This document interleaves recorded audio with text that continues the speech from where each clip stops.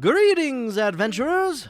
This is your favorite wizard, broadcasting via the Weave, from Tyler's Handsome Corner Tavern.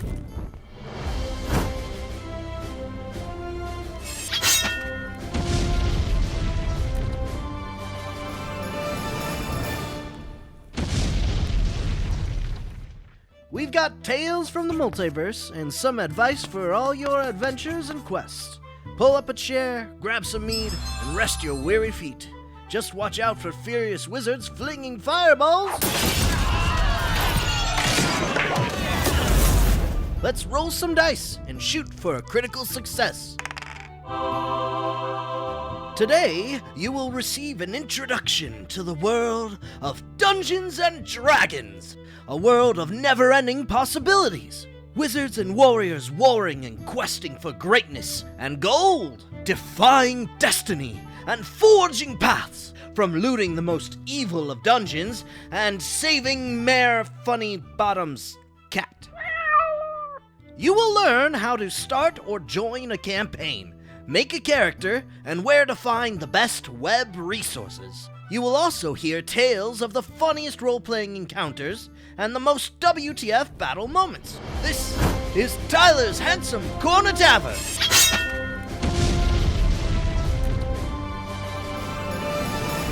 Stay a while and listen. Hey! Oh, no! Put that down! Don't touch it! Stop! No! What are you doing? Stop the audio! Watch it! Well, adventurers, looks like we got goblins. They seem to have gotten into the podcast audio, so you may notice some distortion or pops or clicking. But stick around, we got some great content for you. Where is everybody? Oh, I know. There we are, and welcome everybody to Tyler's Handsome Corner Tavern. Today is your introduction to Dungeons and Dragons. Yes, I'll just leave that flub in there.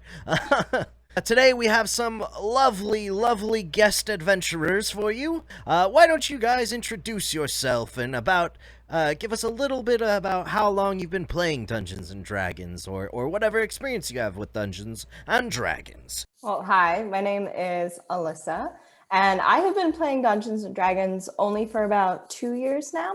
I've always wanted to get into it. I was always scared to get into it. Never knew anyone that, would be into it, if that makes sense. I said into it a lot. But one day, one of my childhood friends approached me over Facebook, and I was like, hey, so I've been into Dungeons and Dragons lately. You wouldn't happen to be interested in joining a campaign, would you? And I was like, yes, I would, sir. So that's how I kind of began, and it's been awesome ever since, and I'm very addicted to it. So warning for you kids out there, this is an addictive substance. Heck yes. All right, Robert the Chocolate Bear Hager. Yes, that's what they call me. I've been playing since about 2013, 2014. I started with Pathfinder, and I took a bit of a break, and then I did 5e probably about 2 years ago. And I've been playing ever since. Hi, I'm Emma. I've been an enthusiastic adventurer for about 4 years now, and I just dipped my toes into DMing for the first time about 4 or 5 months ago. And I've been learning constantly, sometimes embarrassingly and painfully, but still, always fun. Of course, yes. And I am, of course, your Dungeon Master Wizard, Tyler X. Kuntz. And welcome to once again to Tyler's Handsome Corner Tavern. Stay a while and listen.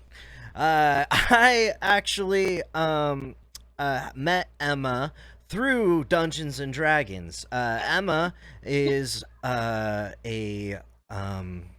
person of the North. I don't know what to say. Canadian is the word he is looking for. I was getting to that eventually. But we have never met in person, yet we are very good friends who have been in, feels like lifetime long campaigns together. And I would have never met her if it wasn't for the magical power of Dungeons and Dragons to bring everyone together. I randomly joined some game from a Roll20 forum, and history was made. There was a roundabout way, but we eventually met each other through mutual friends through that post, and it's an amazing thing. And bonded through battle, literally. Yes. So I wanted to first talk about what does tabletop role-playing, more specifically what we're talking about, Dungeons and Dragons, mean to you?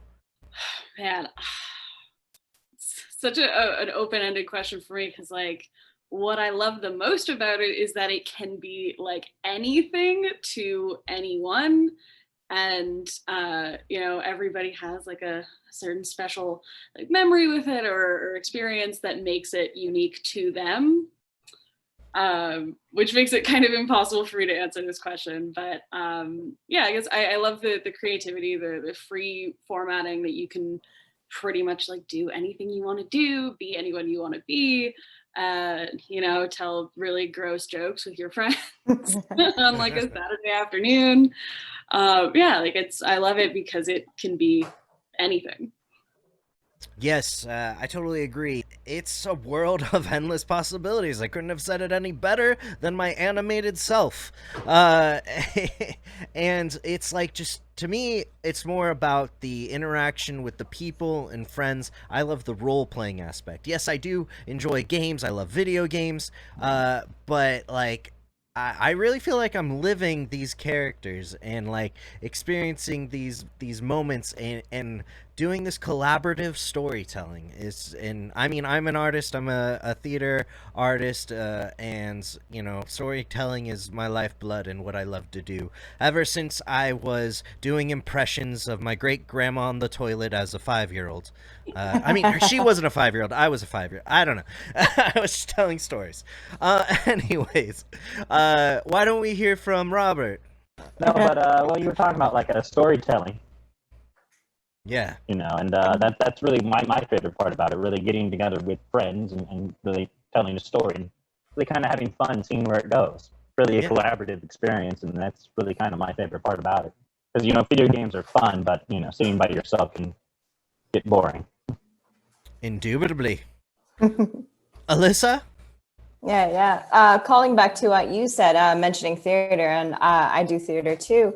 So for me, Dungeons and Dragons is a great way to sort of exercise a little bit of that actoriness in me, to be able to improv and like impulsively build a story with like a world of guidelines that our DM has given us. And we have such an amazing world builder.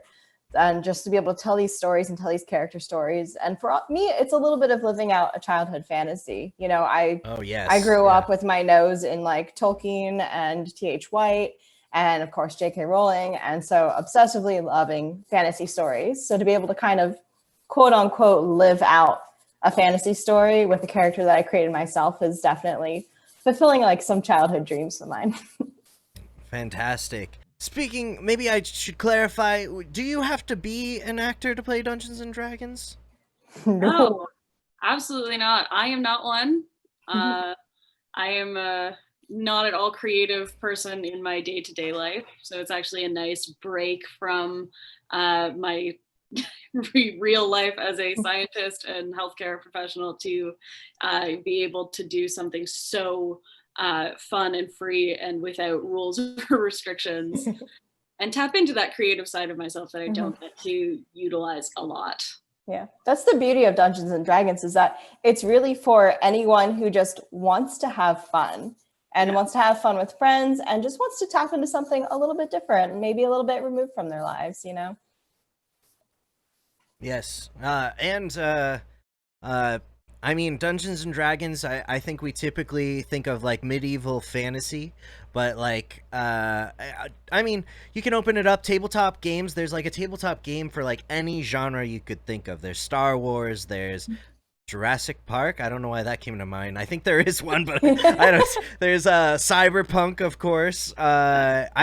You can take these systems and use them anywhere. For me, just the current edition of Dungeons and Dragons is 5e or 5th edition, so you'll hear people say that a lot. That's where it really took off for me. It seems to be the most user-friendly, I would say, and so if you're looking for somewhere to start, that's a very user-friendly place to go. But so since I know that so much, I use that and I sometimes apply it to other games and stuff. I know there are other systems out there, but that's what I got. I know it, so I love it. And you can pretty much apply it to anything. I know I'm trying to work on like a modern fantasy campaign and some other things, and I've heard some crazy things. There's Adventure Time module that I just found of like a whole world that's got rules for playing in the land of Ooh, and it's pretty cool. Yeah, so let's start talking a little bit about when you get into Dungeons and Dragons, you will make a character that you will embody, and you will be this new persona that you create. And I thought it would be fun to talk about our favorite character that we have possibly created. I'll start with Alyssa. Alyssa, what's your favorite character you've ever made? My favorite character is one that I'm actually playing in an active campaign right now. Her name is Piper. She is a human cleric. She's also a hot mess, a total alcoholic, and a snarky bitch. And she's just super fun to play. You know, she's not your stereotypical cleric in that, like, she doesn't come from a super holy order. She comes from the Order of the Traveler. So if those of you who don't know Dungeons and Dragons so much, the Traveler is part of the Dark Six, though he is the least dark. He is more of the chaotic neutral, everybody gets their own kind of thing. So that's kind of her philosophy. She's got that chaos element, but at the same time, you know, she's got kind of a heart of gold. So she's lots of fun to play. Very nice. Emma? I think you know who mine is. Her name was Bree. She is, God, she was the worst. She was a halfling. She was a vengeance paladin. Nice. Which, yes, for again, anyone unfamiliar with the way that the game works, the paladin class generally, there's like, well, most of them are like good, very lawful, righteous, following like a very strict moral code.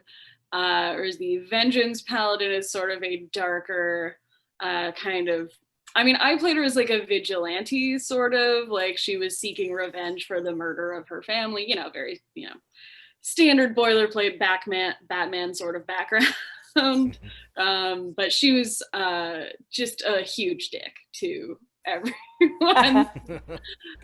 Total tank in battle. She delighted in killing things, whether they deserved to be murdered or not. She didn't care. Begrudgingly made friendships as we went along with her fellow travelers, but yeah, got in a few tussles with them too along the way. Mm-hmm. And found love with Lasagna.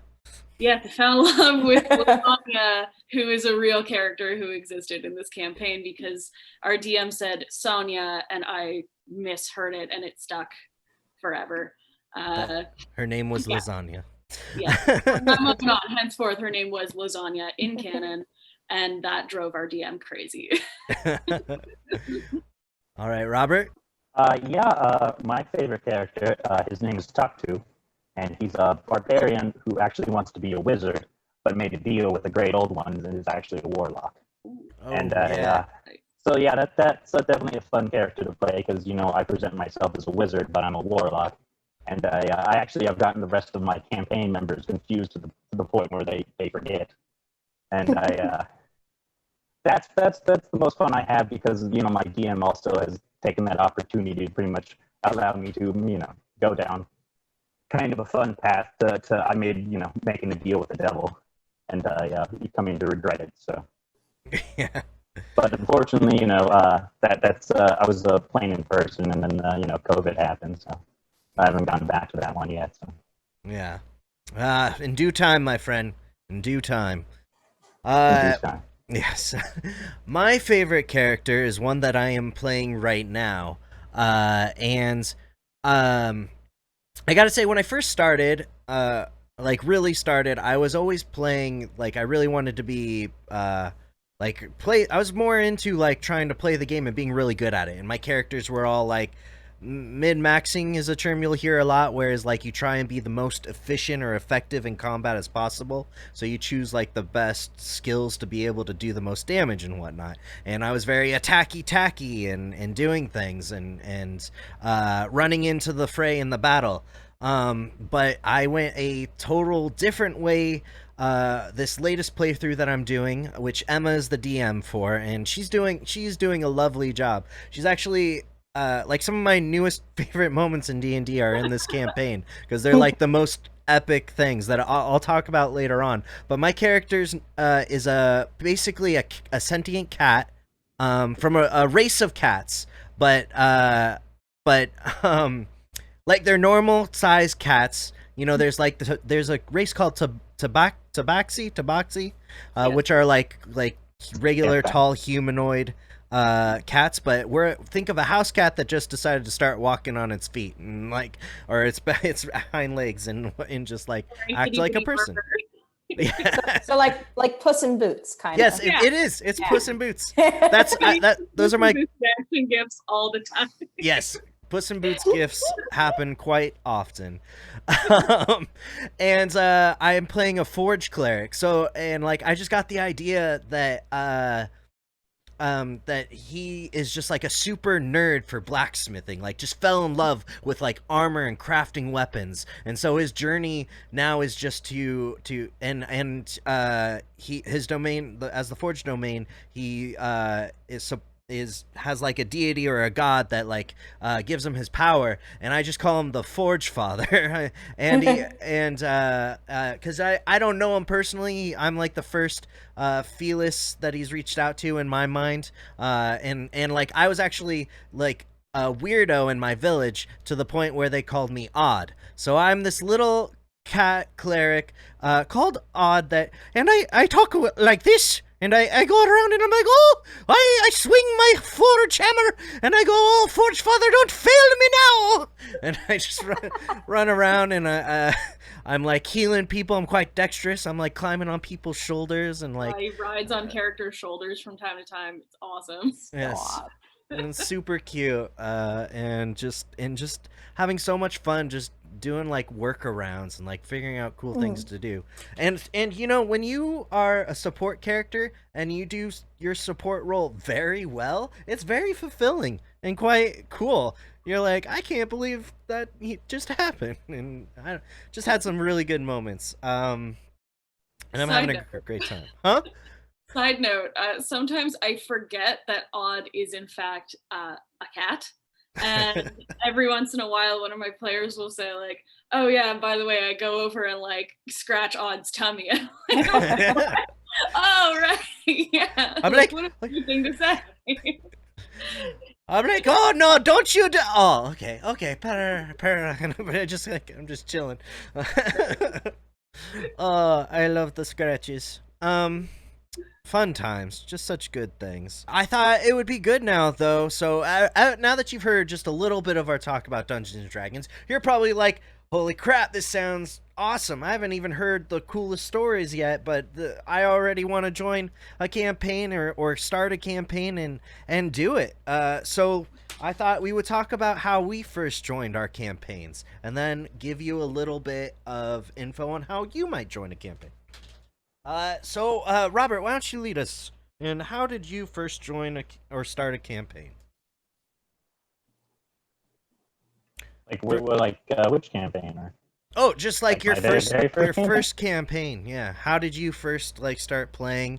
For those that might not be aware, a campaign is basically starting a game with like somebody or a group of friends. You can even do a two-person campaign. One person's the DM, one person plays. Possibilities are endless, especially with technology. Look what we're doing right now. I actually, I've played more online D&D than I have in person. That's sad and awesome at the same time. You actually. So, all right, yeah, the first time I ever played was Pathfinder back in 2013. That's pretty much an offshoot of D&D. That was pretty much kind of capitalized on fourth edition not being as popular. Because when I first started, I started with some friends with an improv group I'm in. Tyler's in there now, but one of the guys was just like, I want to play D&D, and another guy I do improv with, Rob. He's been playing since he was about 15, and he's like, yeah, I'll DM you guys, and that's how we first started, and it's just a few of us, and we started with Pathfinder, which is a much more kind of complicated system. Kind of, it was a fun little campaign. I played just a regular fighter then. I didn't get too deep into it. Oh, nice.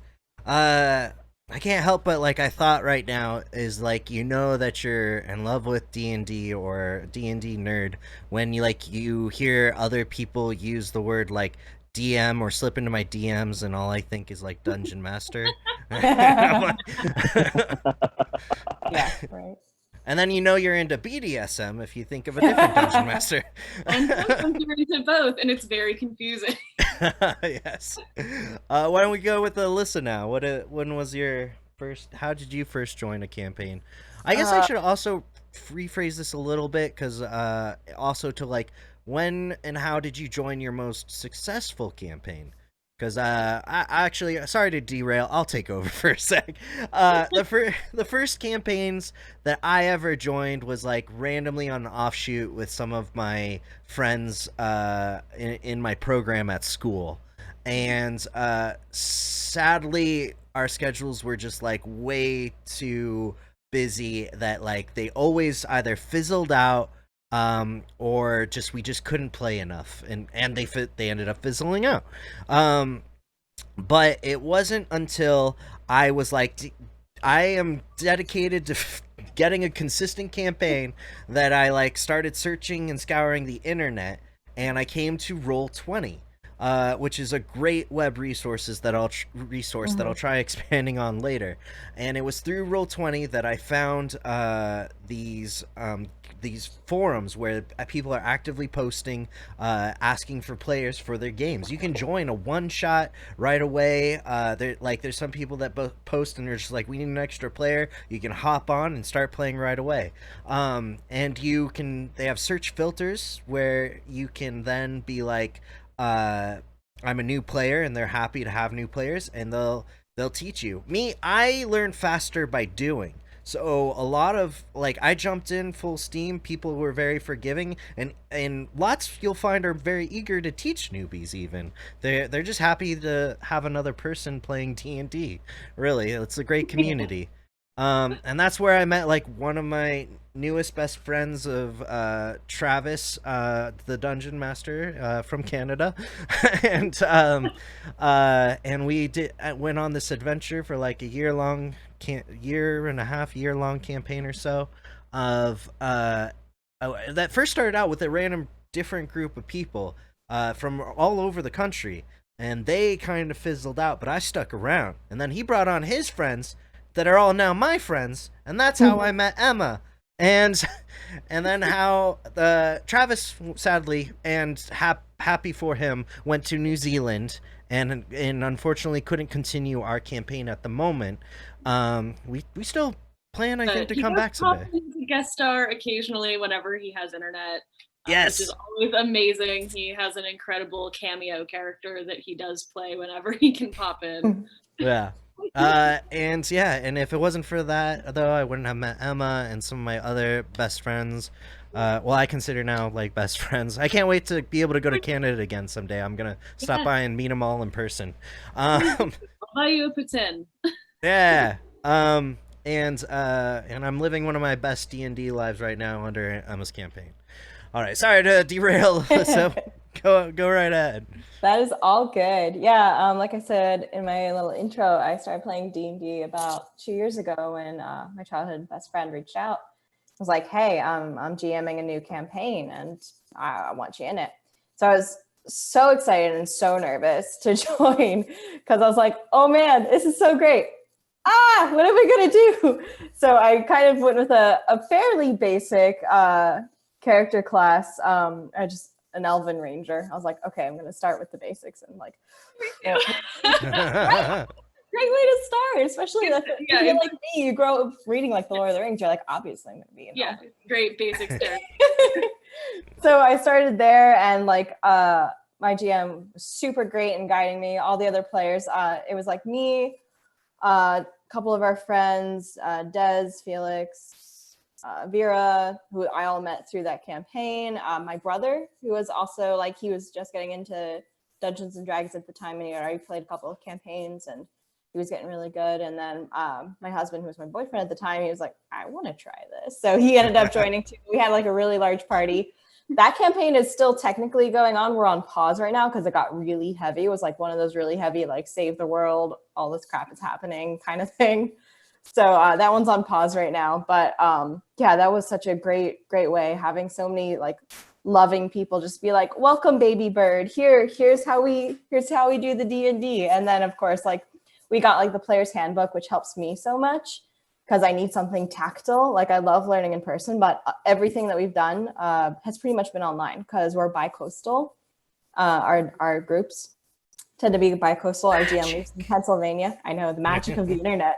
So we use resources like we use Roll20, of course, as our tabletop platform, and we use Discord to chat and all. Discord. So having something tactile like the player's handbook in front of me was super helpful. But yeah, it was an awesome introduction to D&D, and that's how I got involved, and I've been into it ever since, and I cannot get enough of it. Hell yeah. All right, Emma. Yeah, so I actually was introduced to it for the first time, like I said, about 4 years ago. I was in university, and I was a science major, so most of my friends and people that I knew were also other science majors, so we were all very nerdy, and a bunch of them were into D&D, and one of my friends was already running a campaign and asked me if I wanted to just jump in, and they would teach me how to play. They were only at like level 3, so just, make a character, and we'll teach you as you go along.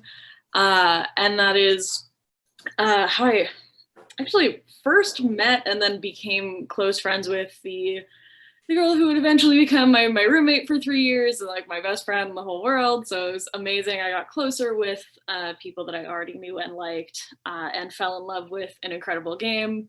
And we would actually go and find like an empty classroom in like the geology department, and like just fully commandeer it, and just like push a bunch of tables together. And he liked to bring like the full big like grid map. Ooh, nice. And physical props and like the figurines. He was very like physically involved with the game. And honestly, I think that's still my favorite way to play personally. Unfortunately, like online's really the only option most people have right now. And I do love it, but that was how I fell in love with the game, was, in person with all of these friends, with, everyone take turns bringing snacks. And it was just a really like wholesome, fun way to de-stress while we were all in school, and blow off some steam. And then I started my own campaign from scratch after I graduated recently, and that was tough but fun. Yes, indeed. All right, so we've done a bunch of talking about how we joined a campaign. Now we'll talk briefly about how you can join a campaign. One of the easiest ways to probably join a campaign is to start one yourself. Yeah. Can't find an active game? Make one. Yeah, there you go. You can, you'll have to learn a lot about DMing and starting a campaign, but you can learn together with your friends. Just grab them and get them going. As I said, you can do it with one other person, even. And like, I've heard of some amazing tales of just two friends or a person and their spouse just getting together and running this adventure. And I've mentioned it already. For me, it was using Roll20 to find people online, actively looking for players, or Yes, actively looking for players. That's where I learned my basics and got the courage to start some of my own campaigns, or join my other people's campaigns. There's local comic book stores. You can actually go to Wizards of the Coast, and you can search on their website for they call it Adventure League. It's like their official league for Dungeons and Dragons. But they don't they also show you comic book stores that just have D&D nights. I found some local comic book stores that have D&D like every Thursday. You can come and show up, join a game, and They might also even have Yeah. D&D nights specifically for beginners. If you don't have any like friends who are interested in it or who want to like teach you how to play, sometimes they will have like beginner nights where someone will like walk you through step by step how to do everything and run you through like a sample like level 1 game, which is awesome if you're shy or don't have a lot of nerdy friends to help you. There you go. I haven't done this myself, but there are conventions you can go to. Most any somewhat nerdy conventions, like Anime Expo, has like a whole tabletop gaming area where I actually haven't seen, but I'm sure Dungeons and Dragons games happen. And I'm sure somewhere at Comic-Con somebody's playing Dungeons and Dragons. There are WonderCon, they always have a huge tabletop section. So WonderCon, yes. Yeah, WonderCon's always like got a giant tabletop section. Yes, there are conventions that are more geared towards even just Dungeons and Dragons. You just have to search, do a little Google, little Ask Jeeves. Does anyone still ask Jeeves? Is Jeeves still around?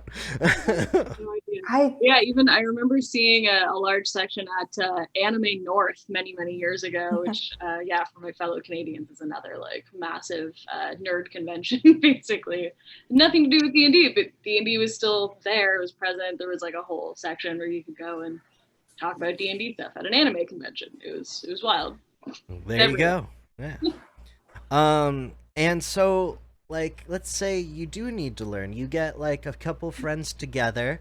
I'll admit, source books for D&D, if you want physical books and stuff, can be a little pricey, but it's not expensive when everyone's working together. If everyone just throws a few bucks here and there, and you come together to get, like, you'll at least need a Dungeon Master's Guide and a Player's Handbook.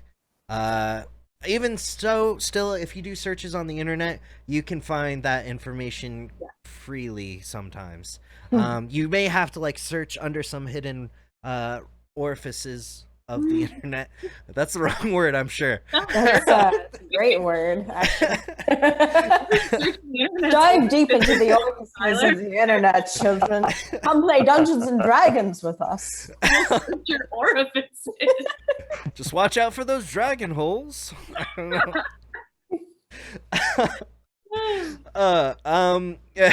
I'll bring up not more orifices. I'll bring up more ways you can come together to buy resources or even places you can look at resources online for free. Shortly, as when we get more to the web resources, and I'm showing some web resources. I thought we've been talking about the internet and web resources, so we're gonna go right into the topic of web resources. But we've already mentioned a couple. One, I think, right now, actually, which is Roll20. Discord is a very popular, like, for all kinds of gaming communities and non-gaming communities. It's like a multi media tool. You can stream on there. It's got voice, it's got video. They're constantly doing updates. You can create multiple servers, invite people to join your server, all kinds of things. I've barely touched the surface of Discord, actually. But it is very handy. You can put bots on there that'll roll the dice for you. All kinds of things. I know Critical Role. Memes, lots of memes. Yeah. It's a great meme place. My personal favorite resource hasn't been mentioned yet. My all-time personal favorite D&D resource online is D&D Beyond. Yes, that's one of the sites I'm bringing up for sure. Yeah, it's the Holy Grail website that I always refer new players to. It's amazing for brand new players starting out, experienced players who want to like do more research, even like DMs just starting out because they have like encounter builders and all these cool features that you can use to help you either like build a character. They like there's a thing that they walk you through like step by step how to make a character from scratch if you've never done it before. And you know, it keeps track of all that in like an online sheet for you, so you don't have to like write it down and worry about losing it or ripping it or staining it. I've killed many a sheet that way. It's nice to have it online. They have like all of the lore, your spells, your monsters, your like everything you need really is all in one place, and I'm in love with it. I love D&D Beyond. I don't know what I would do without it, to be honest. Yes.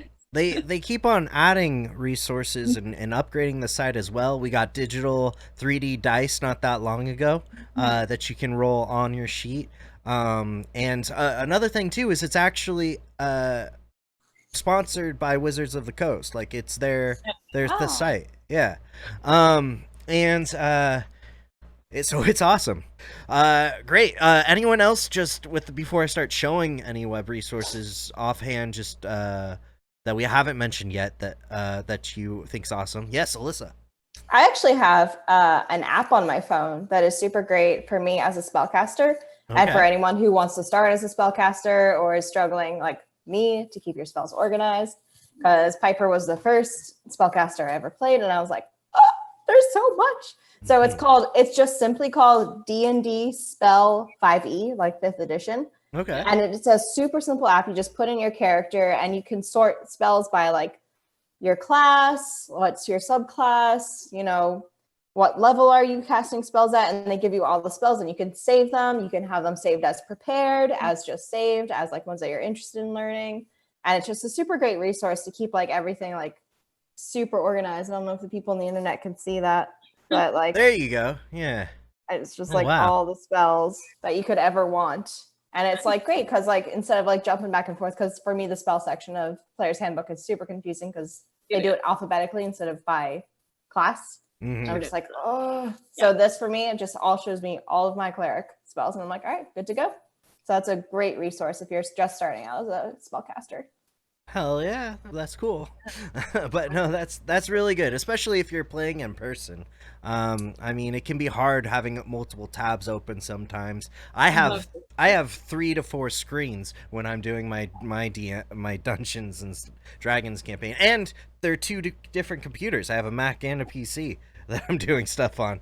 I also am doing have multiple tabs going, and even when I play a caster, though, I find it's simpler for me to have all my spells on like cue cards, so that I can like flip through them rapidly. But having an app is obviously much less time consuming than like handwriting spell descriptions for every single one of your prepared spells. But yeah, if you're a hardcore nerd, that also works for me, and I color code them by like what like class of magic it is. Don't be that kind of dork. It's be that kind of dork. That is a good kind of dork. Excuse me very much. Let your dork flag fly. Huge waste of time when you have an app to do it for you. If you really want to do it, though, yeah, by all means, go ahead. So speaking of web resources, might as well, since it's right here and popped up, talk about one thing I use to connect with people, which is Zoom. Zoom on the internet. Zoom online. Zoom won the stream wars. I don't know how that happened, but they did. I mean, I used to use Skype. It was all like, I knew Skype, and then like people went on Skype dates. You Skyped, and you're Skyping, and then out of nowhere, all of a sudden, Zoom came out as from the farthest orifices of the internet. And should get an honorable mention as well, but definitely didn't foresee Zoom being a thing that became so prominent so quickly. And I guess while we're did somebody say something? No, I was just like, okay, agreed. And while we're talking, the resurgence of Skype, if anything. But while we're talking about like since Zoom, I might as well go to the similar platform we've been mentioning, which is Discord. You guys can't see it, but I'm pulling up the Discord on my PC right now. this is how Discord kind of looks. You can do direct messages. These are different servers I am a part of that connects me with my fellow nerds and game masters. This is our server for Yeah, my. you can pull up our server if you want, use it as an example. Yes, that's exactly what I'm doing. Oh, sick, yeah. You can see right here is Emma, as she was talking about using the rhythm bot. She's pulling up music. Up at here, you can see we got the dice bot to roll our dice. You just type in a command and add your modifiers, which we didn't talk specifically about game mechanics and what modifiers are, but basically modifiers are what you will add to your dice rolls, and that's the final number you get to see if you're successful or unsuccessful. I really like the multiple text channels that you can have. I find it's really handy if every player has like their own about right channel here. to store character information. I also have a maps and lore tab. I don't know where it's going to be, but or on this, no clue, but where I store like all of the maps and like history of the continent that they're in, for them to reference back to at any point. So if I start talking about like, oh, you're in this city, blah, blah, blah, they can pull up the map and be like, okay, yeah, this is where this is. And things like that. And then there's obviously just the general one, which is where we roll and send memes. Yes. So many memes. Actually, there wasn't a ton of memes in our last round here, as I'm looking. No, we were too busy dying. Oh man, this one was so perfect. How I just wanted to cause a little a little distraction, but I ended up lighting the whole room on fire.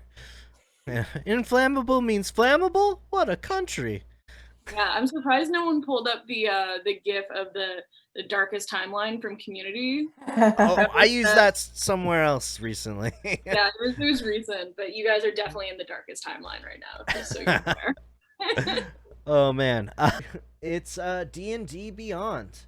I guess ampersands don't really work maybe in the web or the internet, so it's DN as in Ned Flanders, dbeyond.com, and they I love D&D Beyond. It honestly helped me learn Dungeons and Dragons mechanics a lot faster, because their character creation just kind of walks you through, like it holds your hand, and tells you how you need to what you need to fill out, what you need to do next. You can the quickest route to playing Dungeons and Dragons right now. Go to Roll20, which I'll show you in a second. Go to the forums. There's games that are going to be starting soon. They need extra players. Join the game. Go to D&D Beyond. Click randomize character. Choose what level the DM says to start at. Choose what race you want or not, and do whatever. Write some names. Oh, that's the wrong keyboard. And hit create character. You're ready to play. Shaboom. You got all these stats here. You know what you're doing. That's terrible armor. Oh, he probably doesn't have any equipment equipped. Once you click that, you could figure it out though. But like essentially you could start playing. What did it end up class being? 9 is terrible. Oh, Warlock. Okay, yeah, it's terrible dexterity, no armor, so horrible. Yeah. This is not a fighting character. Did it pick spells for you too? It did. Wow. Yeah. Spider climb. Suggestion. Very cool. But yeah. Let's see. Go back. Oh, now I'm gonna have this crappy character in my revenue of characters. That's good. Sometimes, just for fun, I go and create characters, and just make like when I didn't know what class I was gonna be. You could see all the Felis I made here. I have a sorcerer, a blood hunter, and I found all these cute cat characters online. The odds character sheet. Yeah, there's Odd right there. Cleric. I should show you. Level 5 character looks like. Yes, I used all my spell slots in our in our last couple campaigns, but you see them all here. As I was saying, so let's say as soon as you create a character, though, like after you are there, if you're unsure about anything, you can just click, and it tells you what it is, and Very it just helpful. it lays it out for you. Some things maybe not so much. Yeah, that you can't click modifier. You should know what a modifier though is though. Maybe. And what is armor class? Oh, there it is. And it tells you why my armor class is so high. um and it's just super convenient. Great place. Virtual dice, as I said. I'll go ahead and roll something. There you go. Cool. And I believe this works too on like if you had an iPad or or on your iPhone. So if you needed help as well, and then you can switch over onto any other app you might need or anything, such as Alyssa's fantastic. What was that app again, Alyssa? It was called. Let me unlock my phone. It was called D&D Spell 5e. D&D Right. with the ampersand. There you go. You can just switch back and forth between them. This has your spells listed as well, but you can see what works best for you. On the phone, it looks a little different. You do like this like weird scrolly thing to switch between these main columns here, but it is super cool. And yeah, another great thing about this actually is if you purchase their online resources, so let's say you get a group together and you all go in and you pay for the lowest DM subscription and a couple of source books. Maybe each person spends 10 to 15 bucks, maybe even less, I can't recall. If the the DM would go and create a campaign, which I have multiple campaigns going right now. And you can click to share your content. So everyone that's in your campaign can then look, view, and read all the source books that you own or have. As well as there's a huge source of homebrew items that you can then add, and anyone in your campaign can use them as well. Alyssa, did you have a question? I just really appreciate the fact that you guys had a character called Yukon Cornelius. I just super appreciated that. I saw it, I was like, oh, okay. Yeah, he's a Oh fun. yeah, he's the best character. We're having a lot of fun. That is my Tyler's Handsome Corner campaign. You can follow us every other Tuesday. Our next campaign's coming up. If this airs before then, this following Tuesday, September the 1st, I think, actually. We have past episodes on YouTube. Check them out. Anyways, as I was saying earlier, creating a character, it like you start out and it really just like walks you through. A lot of this first page here is going to be for you and your DM to discuss how you want to play rules, get a little bit of game mechanics, what content you want to use. But after that, you just start getting into the fun. What race do you want to be? They have the basic races at bare minimum free accounts, which is fine to be able to make a character and play. I happen to have a lot of races to choose from because I've been showing my love for D&D by pouring my hard-earned money into all the source books. But if you're starting out, basic rules is probably the least overwhelming thing to start with, because it can get to be a lot if you have like all of this homebrew and playtest content. Oh yeah, can be very overwhelming if you don't quite know what you're doing yet. Most definitely. You click anything, once again, it tells you about it, and you can read all the bonuses it gets before you actually select it, and you can be like, nah, or you can be like, oh yeah, I'm gonna be a battle pixie. That's a homebrew race, sorry. And then when you select it, it'll let you know if you have to choose anything else, like, let's go to class. I'm gonna just choose Blood Hunter, because it was just right in my face. Oh, look at that. oh, it's letting me know I have to choose these things before I can move forward, or I should choose these things because they're skills and advantages you get to your character. And the whole thing is pretty much like that. You can just go through step, through step, through step, and it'll walk you through. I just love D&D Beyond. Amazing. Yeah. Couldn't live without it, literally. Definitely PM without it. Yeah.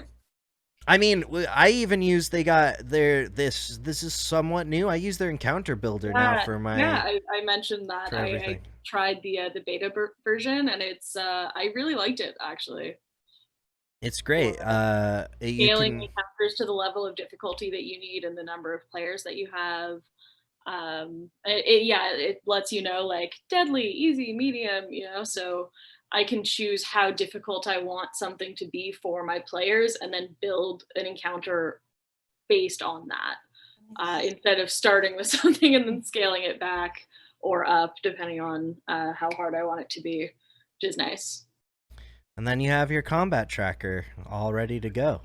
And I will show you in a little bit how we use this to integrate actually to use our D&D Beyond character sheet on Roll20.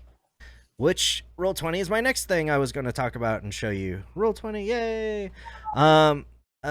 Another great place for virtual tabletop, a place you can go to create campaigns and join with friends or join other campaigns. And this is kind of what a game will look like. If it, I bought the subscription service, and it I'm not supposed to have ads or anything, but the loading is like about how long it would take for the ads to run anyway. So I'm like, okay. But you can see you can load your maps here, you can have your characters, and you have churn orders, all these tools. It's a little intimidating just looking at, but you can learn the basics really quickly with the right dungeon masters, and people are very forgiving and very supportive of new players if you find a new player acceptable game. Let me get out of here. Games. No, this is where you would go. You go to games, and you go to join a game. If you want to try and find some games online, it's loading. And here you have all the advanced search options and whatnot, and you can find things that are playing. And just look if they accept welcome new players, and click it. They might have an application process. If a game's like about to start and they have missing slots, they might just it might just be like you can even just click and join right away. So you can get playing like super quickly, and it's a great resources. You can also buy modules that go right into the virtual tabletop, or you can just pull maps from the internet and place them in. That's what I've gone more towards now, because it's a lot of money. It builds up pretty quickly, especially if you're buying on multiple platforms like D&D Beyond, Roll20. You have to rebuy the source books a lot of the times, unless you find some free places. What is the What did you say, Emma? We said I've already found the people I play with. I just messaged the group # things you can say in both types of dungeons. Oh, that's great. I just thought I would mention this next site because it's a little less than a site. It's hard to say what it is, but I am kind of leaning more towards like getting more on this virtual tabletop, which is Foundry. Yeah, I actually use that one. Yeah. I'm finding that it's got a lot of cool features. It does a lot of what Roll20 does. It kind of just looks a little. I like the look and the feel of this just looking at it compared to Roll20, which is kind of just like this, like I'm like white and like it's like purple and white. I don't know. If the Roll20 sometimes feels a little more sterile, and like I knew when I started looking at Foundry that I was already like, oh no, I broke my machine. What's going on? No. Oh, I see. I accidentally turned on. I went off the wrong thing. There we go. Foundry. The one, and I gotta say one thing already is Roll20. You can play online and have free accounts, but eventually I found it more beneficial to eventually have a person get a subscription as the DM. It just has lots of advantages, but you have to resubscribe every either month or year, depending on your subscription. Foundry is a one-time fee, all-inclusive virtual tabletop that is community-supported, constant new content, new modules.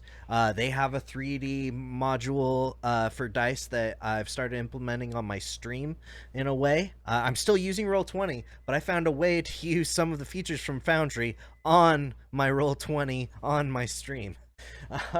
Which is through a Chrome extension. A lot of these things, by the way, use Chrome or Firefox browsers. But it's got all kinds of things. It's got just like Roll20, this place has dynamic lighting options. One thing that kind of sold me that I heard right away after watching this intro video was like one little cool feature that like I was just like, that's so cool for immersion is like, let's say you have a fire in this one area. You can have that fire emitting light through the dynamic lighting, yes, but you can also attach a sound to it.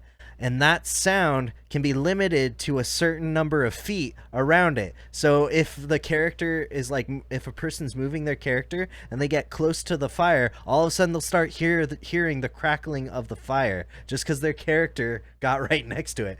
And I was like, all right, I gotta check this. I had to check this out. That and the virtual dice like kind of sold it for me, and the not renewing subscription. I don't really know much about it. I'm learning it, but I'm happy with what I got even so far. What is this? Oh, so this is something that I learned very recently that actually has a lot of the content. I don't know if this needs to be hush hush or not. I don't know. Thetrove.net. Tons of free D&D resources. Also other tabletops. Call of Cthulhu. I play Call of Cthulhu. I love that. If you like Lovecraft horror, or more detective kind of things, it's a really fun I would like game. to give that one a try one day. Yes. It's very fun. My boyfriend is running a Call of Cthulhu one-off right now for us. It's a really good time. Nice. Yeah. But yeah, but I heard a lot of content that otherwise you would have to pay for, you can actually find for free on here. I haven't done a lot of digging, but there are a lot of resources, and it looks like there's a lot for countless games. Oh, there's a Fist of the North Star game. That's interesting. I think I also just saw there's Fairy Tale. Oh, look, Fallout. Classic system. Yeah. Yeah, and this is all under Dungeons and Dragons. Pretty cool. Well, actually, let's just click it real quick. What is that? Dungeon Solitaire. Yeah, look here, 5th edition. You got other editions too. Adventure League. Those look like they're mostly modules, but you might find some other stuff too. I don't know. Could be cool. I don't know. Yeah. Check Something it to check out. Yeah. Dungeon Masters Guild. This is the best way to support people that create modules, official content, or not the best, it's a way. This is a very well-known site to go and buy content, usually for relatively cheap prices. There are also free modules you can find on here, and you can also even upload your own content. That's one thing that's great about Dungeons and Dragons too, is like the like Wizards of the Coast that makes it like they have a free they allow people to create content and like use their system and just continue to create and generate content. They want you to create content. Even it's an open and free game license or something. It's still technically theirs, but like the more we're talking and playing Dungeons and Dragons, the better in their eyes. So they just like, they're not very policing of things, and they promote people to make content. And this is a great place to go and support some people that make the content. You can also buy a lot of these modules as well on Roll20. Now, so for our campaigns, we use Roll20 for the battle maps. We started using Foundry for the virtual dice, and we use D20 for all of our character sheets and rolls. How do we do this, you might ask? It's through a little Chrome extension, Beyond 20. So this little Chrome extension that you can add allows you to push any of your D&D Beyond character info. Let's go odd into virtual tabletops. I recently discovered that it works in Discord, so I started using it in Emma's campaign. It pushes it through to Roll20. Let's see if I can get to my game, and I'll show you exactly how it works. Oh, I didn't get into the minute details of Foundry, but like Foundry, you basically I'll edit this later. So Foundry, you can basically use your own computer and internet as a server that other people can join if they have the link, and join in on your game, and you can all play that way. And it's you're not playing through any other server. They do have cloud-based servers that you can use, but usually for a fee. So it's if you can get away and you have the technology, you can just use your own computer and network as the server, and that's where everyone would connect. So you just quickly install the Chrome extension, and you just have both the tabs open in Chrome. And you can just be on your D&D Beyond sheet, and if you have it activated, sometimes you have to click this little button, and then it'll make sure it's activated. And yeah, as you can see, I have the little Beyond symbol popping up. You can either click that or sometimes just click this, and yes, it'll roll on here, but it is also pushing it to right here. Boom. Goes the dynamite right there on Roll20. And we use this for my campaign that I'm streaming on Tyler's Handsome Corner Tavern. Streaming on Twitch and past episodes on YouTube. Anyways, and if I had Foundry open, it would have gone to Foundry. That would have rolled some 3D virtual dice, which I have cleverly been able to pass on to my stream, and those now go on to there. And it's beautiful. I forgot I had Discord open, so it probably rolled in. It probably rolled in Discord. Yeah, yes, it did. What I love about it too is that when he rolls in Discord with this, with the Roll20 dice bot, which is separate from the one that I normally use, if it's a spell or something, like it gives a description of exactly what he's rolling for. And I find that particularly useful for spells because, like, it's unreasonable to expect you to know every single spell, like, off by heart. So it saves me from having to look it up or cross-reference with, like, you know, the tabs that I have open of spell lists. When it just tells me right away, like, this is what it does, this is the area of effect, this, you know, it gives me all of that in one neat little package. So I don't have to go for stuff. Display. Very handy little tool. Yeah, I love it. Excellent. A+ from the DM. And there it is. Yep, very cool. So I guess actually these next few things that I have open are ways for you to possibly learn D&D through visual aid, which is YouTube videos. These are just YouTubers that I've come across, and I find somewhat funny or informative, so I've just kind of stuck with. Sometimes I might. One thing that's beautiful about D&D too is most of those resources you get or advice you get is all like guidelines. It's not specific rules. You can pick and choose what's going to work for you. It's a negotiation with your players and with your DM. And it's like, what's going to be the most fun? Do you want to have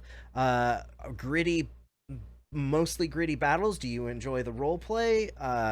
Is it more about the story? Do you want to get really into the mechanics, feel like you're living in the fantasy, counting your rations every day, making sure you're taking off your armor or putting it back on so you don't get exhausted? Yeah, like So you can go as hardcore or as light and fun as you want. I mean, not to say that hardcore isn't fun. It's everyone's got their own cup of tea, right? Um, and so it is what you make it. I should have said that way earlier in one of our earlier discussions. I don't know. Yeah, So yeah. This is one YouTuber, XP to level 3. He's got a pretty good fandom, got some interesting topics. He's gone to conventions and spoken on Dungeons and Dragons, and it's got some pretty basic stuff. He's a goofball. Like, it's him and his friends really just making, like, being honest to what they are. Like, some of his videos is just him lying on the ground talking with a microphone. And like it's like, but like what he's saying is like legit like stuff. And some of his, and then he also has like some better quality things. Another guy who actually used to work, still does with XP level 3 is Runesmith. He's got some pretty interesting, informative videos. He's kind of finding his own way now and branched off and did his own thing. But they're pretty informative, and he'll go off on these tangents of various things. You want to find out about certain monsters, certain domains, basically clerics, basically whatever, and some other stuff. This guy is great, although he doesn't. It's somewhat tons of content. The animated spell book. He'll tell you some basic rules and show you some cool animations. I highly recommend this. It's just really fun, and his animation style is just like fun and informative. Very very good. Yeah, great stuff. Also, a lot of these people know of each other on YouTube. They like all are part of this community. They all interact with each other, and like sometimes they'll make reference to other people, and it's cool. It's a cool little community. This guy, the DM Lair, he's a bit of a goofball himself. They're all goofball. I don't know why I have to goofball. They're my main adjective for most of these guys. They're lovable goofballs. He's been DM since high school, and he's been making videos for a while. He's just picked up Steam within the last year or so. I could be wrong. I don't know, but he's got some informative things and some good points. And then Puffin Forest, if you want to see some animated D&D stories that to like get a sense of like some of the mischief you can get into and some of the fun, he makes these cute little animations that are very accessible to anyone really, and would get anyone I think interested in playing. Oh, here's the animated spell book and Puffin Forest talking about stuff. That's what it says. Do you guys have any channels or any websites I didn't post here that you would recommend? Off the top of your head? Well, channels, yeah, have you ever heard of Tulok the Barbarian? I haven't. I think that's how you... Let's see. What is it? Tulok, the Barbarian. He pretty much just makes like character builds of popular pop fiction character, you know. Well, I like his little icon already. Fiction. Yeah, how to play Steven Universe. Oh, dope. How to play Shadow in D&D. That's awesome. Oh yeah, that's a fun one. Yeah, he does a lot of popular characters, and like it's been doing it for a while. I'm gonna check this out for sure. I did not. Ooh, Scott Pilgrim. Cool. Yeah, that's I randomly like Shaggy and Scooby Doo. Yeah. Ooh, nice. I know if you Google, like, let's say you had you wanted to be Batman in D&D, you can usually Google, like, how to play Batman D&D 5e, and there's tons of, like, websites out there that, like, show you the best, they're like, let's talk and see what the best build would be to be Batman. And the other characters, like, I've always wanted to be Guts from Berserk, which is, anime manga, that I love dearly, and he's just a big, massive guy with a huge sword, typical. And that like some random site I ran into had a build for him and a build for Cloud, and like a Full Metal Alchemist build if you want to be Edward Elric, and some cool stuff. I got excited about that. Yeah. I love rewatching it right now on Netflix. It's amazing. It's bringing back a lot of childhood joy for me. I feel ya. Um, Any I don't last? have a- Oh, yeah, I don't have a YouTube channel per se, but I found it's not necessarily instructional, but I learned a lot about the game and like the nuances of even DMing from listening to D&D podcasts as well. ooh. So like a personal longtime favorite of mine is the Adventure Zone. Very Yeah. Love it. Everyone loves it. It's incredible. And like I legitimately did learn a lot about like building your own world and like making it feel like real and rich and interesting. So Critical good. Role, obviously, everyone loves Critical Role as well. It's you know, like the big ones. But there are D&D podcasts for everything. There's Dungeons and Daddies, which Yeah. is a fun one. If you've never listened to it, it's great. I haven't There's started yet. Drunks and Dragons, I believe, is another one that I have on my phone. There's a million D&D podcasts out there if you're looking for something to listen to on your commute, or you know, you just want to like listen to other people play to sort of get a sense for how it works in real time before you start. Great way Yeah. to do it without listening to a lot of like theory heavy instructional videos. It's a little bit more fun for me anyway. Yeah, I mean, I gotta say I can't recommend Adventure Zone enough. Not only because I'm currently listening to it, but like from the very beginning, they're like learning how to play as they go as well. And so it was a very good like introductory kind of thing for anyone getting into it, and very accessible. I really wanted to get into Critical Role. I still do. I've listened to a lot of like a couple of episodes of Critical Role, and it's good stuff. Partially for me because a lot of most of the episodes are like 4 hours. Yes, and Yeah. that's why I can't stick with it. I have ADHD, and I'm like, if it doesn't grab me within that, you know, first little bit, or if I can't like pause it and come back to it, it just sort of loses me. But if I need to like deep clean my house, I'll throw on like an episode of Crit Roll and listen to that while I like do other things. Yeah, That's how I sort of enjoy it. But yeah, I find Adventure Zone much more accessible personally. it's generally an hour. It has ads that you can skip over, and that brings it to about a little over an hour. So very easy to listen to. And if you cut out all the boner jokes, it'd be like 20 minutes. So. Yeah. I used to listen to the Adventure Zone way back pre-COVID when gyms were a thing. I used to listen to the Adventure Zone running on the treadmill, which is a very dangerous thing because they are very funny. And so more often than not, I would have to stop the treadmill because I was laughing too hard. But also, like, you know, it's a great way to time a jog or whatever. Just like, okay, throw on the Adventure Zone, go till the end of it. Yeah. I've done it while jogging. If I'm on like a long run that I know is going to be like, 45 minutes to an hour, whatever. Yeah, I'll toss on an episode of the Adventure Zone to listen to because it's a little bit more stimulating and engaging than just like the same music over and over again. It, it keeps you entertained while you're, feeling like you want to die. Yeah. I get in trouble though because like, yeah, I'll go to the end of the episode, but then I'll be like, oh no, I got to start the next one just a little bit, and then the cycle continues. Yes, it's and like it's funny, and yet it still finds its moments to be heartfelt. And like if you want an example of when music can be really good to add to things, I mean, he does all the music retroactively for a lot of the stuff, but it's very well placed and done, and I get a lot of ideas for my live music from a lot like of it what I listen himself to too, which is incredible. So yeah, definitely lots of lessons to learn from. All right, guys, wrapping up our little podcast here. I thought we would end it, and I might end future podcast as well with a little bit of story time. Let's hear some of your best wacky, weird, WTF horror stories from Dungeons and Dragons. Who's got a juicy tale for us here? Who would like to go first?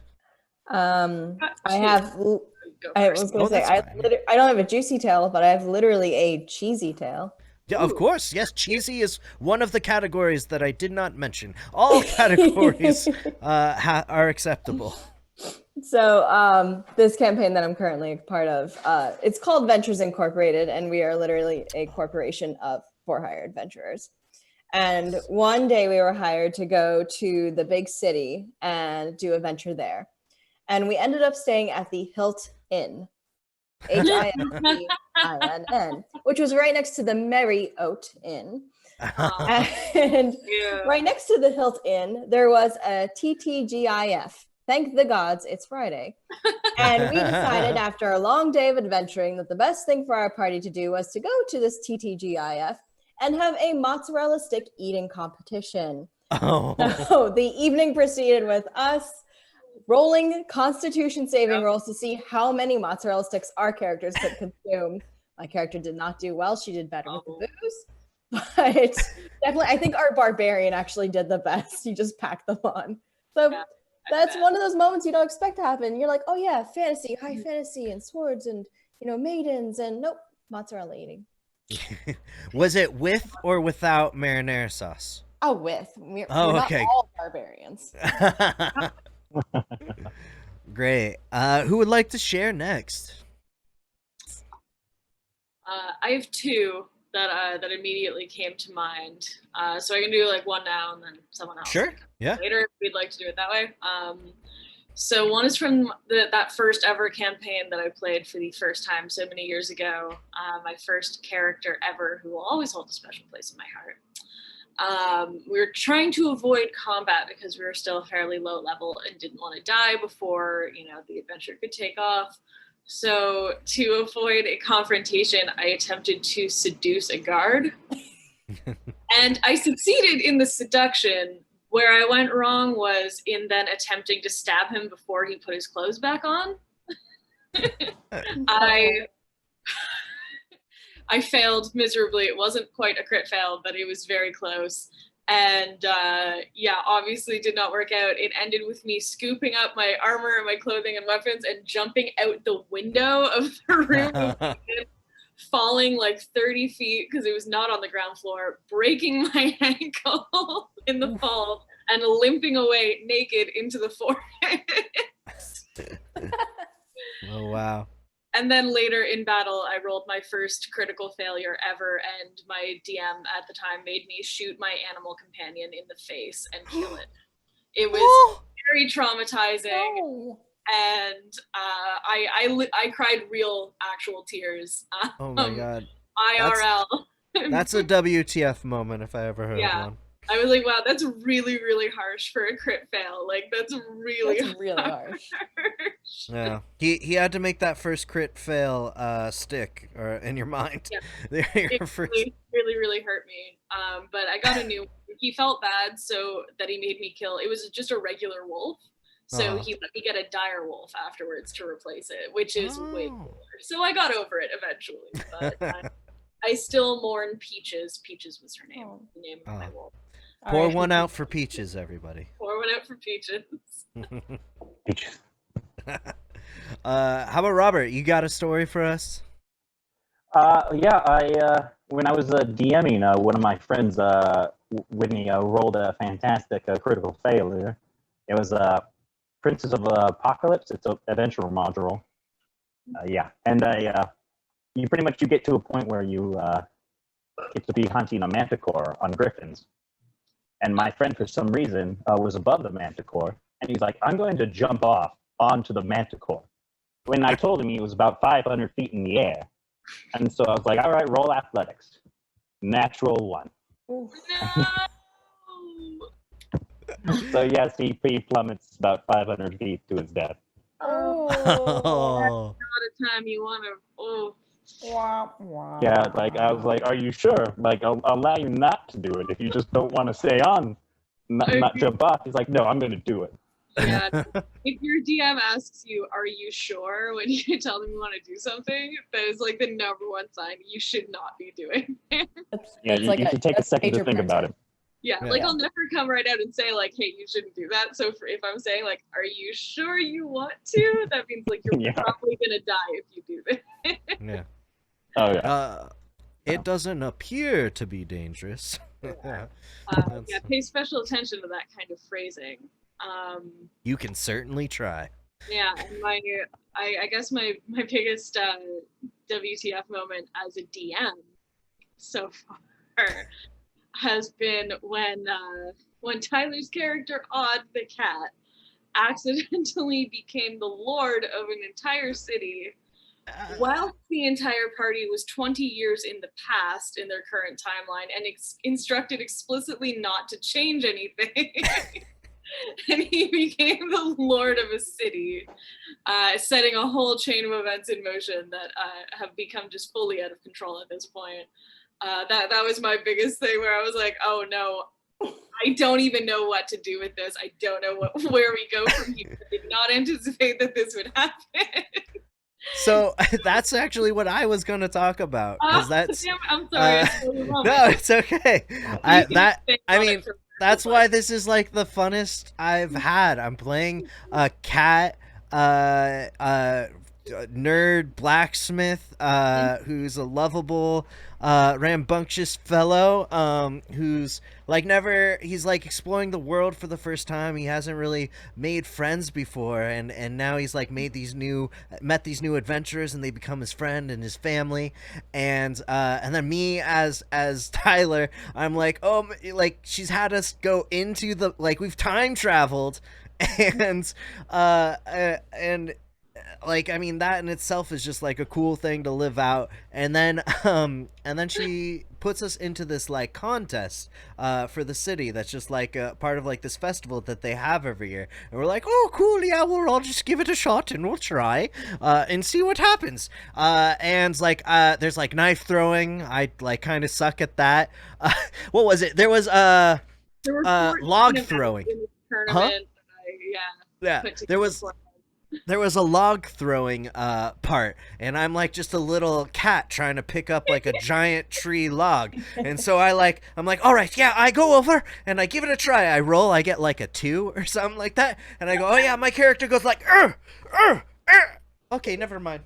Just like walks away, like can't even pick it up. Yeah. And then there's like crowd watching this, so they're all like, oh, because they think it's adorable. And then there's like shot putting, and I'm like, and like the ball's like bigger than I am practically, and I'm like, and it just like falls and collapses. And then we get to like the real competition that everyone's like really waiting for, which the first was like wrestling, and I wrestling. Yeah, and I think I roll like a few natural 20s. Yeah, it was insane. And so this little cat is like taking down foes that are like thrice his size and stuff like that. And yeah, or even bigger than that. And like jousting, there was a jousting tournament in which I rolled some more 20s, and I was like 1 with the horse, so I won the jousting tournament, and I'm just kicking ass, and I kicked so much ass that when it came time for our team to go into the finals and choose a champion, they were like, well, Odd, I think you should do it. And I was like, what? Really? Me? Oh, I've never had friends to believe in me so much before. And it's like, yes, I'll do this. Oh, I got something in my beard. But I'm like, yes, I'll do this. And then we find out it's like a battle to the death, and I'm like, oh, shite, okay. And like, with a little bit of help from my friends, even though they weren't supposed to interfere, Odd ends up closing in and taking the victory. And becoming lord of the city. But like in this character's perspective, I'm so into like just following like how he would go. So all of a sudden she's like, oh, you get this message from the goddess of like that they worship, and it's like, you're mine now. I'm like, no, I belong to the Forge Father. And I'm like, no. And then they're trying to like get me to do a ritual to like be like, I will stay and be the defender of the city. And I'm like, no, I got so much to do, I can't. And I'm like, and so they're like she painted the scene like really perfectly in my mind, and like we're there, and they're asking me to like slice my hand and like pour the blood into like a bowl and do the sacrifice, like, do you swear? And I'm like, I oh no, and I faint. And then she's like, chaos just erupts. Everyone's like, what's going on? And then one of our other adventurer friends is just like, oh, all right. He pulls out his axe and just buries it into the first like passerby. And our another adventurer is like, Oogie, what the hell? He's like, oh, I thought that's what we were doing, or what's going on? And like that's where we like left it for the night. And it was just like a perfect like cliffhanger, like what's gonna happen next? It was so I'm just living my best life. Cat in his kingdom. Yeah. I mean, you know, you're like, where should I take this now? I mean, we don't know if this actually, maybe this always happened. Like, and then here's the thing with time travel, for especially new DMs. Exercise with caution here. It can get very complicated very quickly depending on the rules that you have sort of set up for yourself regarding how timelines work. And yeah, the things that they have done in the past now are definitely going to have some repercussions on the main timeline. And now I have to figure out how to sort of like implement the butterfly effect here to determine exactly how much the world will have changed when they return. It's a lot. It's a little daunting, but we're having so much fun with it that like I couldn't imagine not having done it this way. It offers just a really interesting mechanic to play with. you know, one thing that dawns on me is that the way I'm like playing with the age of like my race and stuff, like it's almost like a normal house cat, but they live a little longer and they're a little older, almost maybe like normal people. But like, so my character in my head, like I think it came out, I have this saying that like things aren't canon or set in stone for your character or whatever you're doing until it comes out in the game. And like I was having a conversation with somebody and I was like, yeah, I'm 12 or something like that. And so, but like everyone else is old enough to where they wouldn't unwrite their existence, and right now I realize I could possibly affect things that might make my cat not be born, or myself. I didn't even think about that. I'm the one character that might unwrite my own existence. But there's so many other ways that the characters' lives, as you know, we know them in the current game, could be impacted from this moment onwards. And, you know, it's possible that they may never have ended up meeting each other if things, you know, shake out that way. And then the whole thing would have been undone. But I'm too tired to get into the implications of all of that. So we'll just leave it there. But yeah, that was one of my favorite moments too. Just like chaos erupts and Oogie immediate reaction is just to kill somebody. Yeah. Like a random person. Fun times.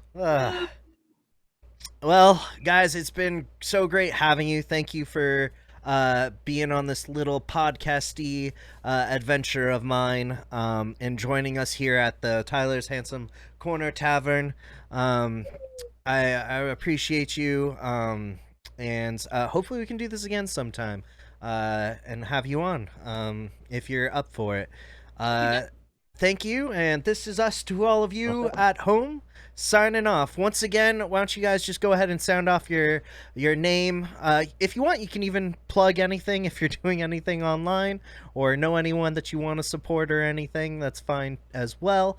Once again, we're Tyler's Handsome Corner Tavern. We have YouTube, Facebook, Instagram, and stream live D&D campaigns on Twitch.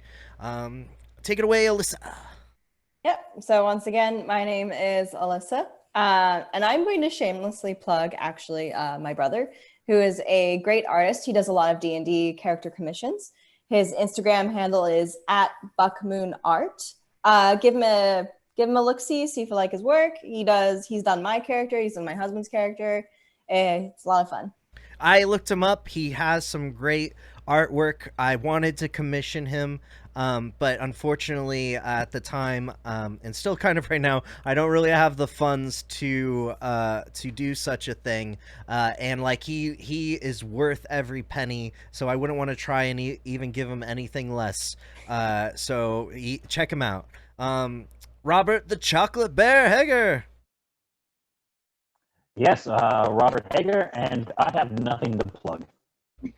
We got Fancy Hobo Improv. Oh, yeah, that's true. I am the worst when it comes to advertising. I'm so sorry. It's okay. Well, yeah, me. Yes, Fancy Hobo Improv. Yes, Chocolate Bear and I do Fancy Hobo Improv. We also have a D&D inspired improv show. Starting next in the month of September will be every Friday. Woo wee, and it's a fun time. Bunch of professional. I don't know why I almost did quotes there. We're professional improvers that are doing D&D, which improv most certainly is a part of D&D. As you might learn, and so it goes pretty successfully. It's fun. We have fun. Yeah. Gonna have a show every Friday. Friday for the D&D show, and then every Saturday is going to be our regular short form improv shows. And we also are working on creating more content for the future. So yeah, Emma. All right. So yeah, once again, my name is Emma. Signing off before I do. Quickly plug Tyler's Handsome Corner again, just because I forgot to mention it, but I recently guest starred in a shorter one-shot, the Groundhog's Day adventure that I don't know if he's released yet or is releasing in the future. Not yet. I gotta edit it. I will. Yeah, it'll eventually be dropped. The Groundhog's Day adventure, super duper fun. His sort of take on the sort of time travel conundrum in D&D. It was super fun, and I got to play the only competent character in the arc, so check that out. Yeah, that's all I have. All right, thank you so much, guys. I'm gonna take this little ditty from our Hazards and Hijinks, which is our improv show inspired by D&D, and do a signing off with a big huzzah. 1, 2, 3, huzzah! Huzzah!